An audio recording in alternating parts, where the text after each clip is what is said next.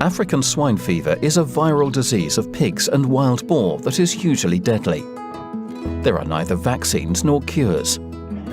For this reason, it has serious socio-economic consequences in affected countries. The virus can persist for several months in the environment and in carcasses. Curing or smoking pork products does not always destroy it. Humans are not susceptible to the disease, but they can spread it through contaminated clothes or equipment.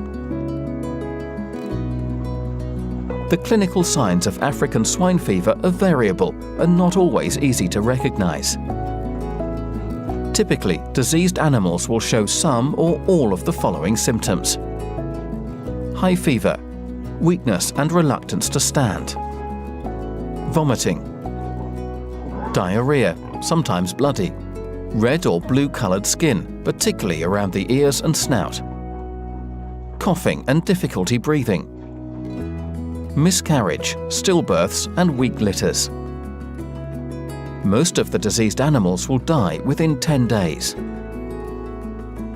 Domestic pigs can be infected in a number of ways, including contact with contagious pigs purchased in affected areas, being fed with kitchen waste, contact with contaminated materials, for instance, from people wearing contaminated footwear or clothing.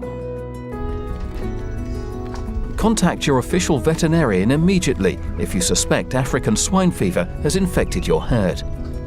Do not move animals from the farm. Always change clothing and footwear when leaving the farm. Before purchasing feed, litter or pigs, ensure that they come from trustworthy farms that have carried out the necessary measures to protect their farms from the virus.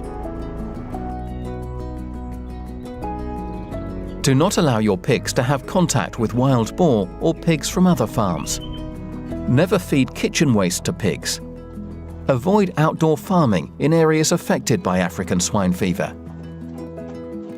Do not acquire pork or pork products from affected areas which could cause risk. Wild boar hunters should not come into contact with domestic pigs after hunting.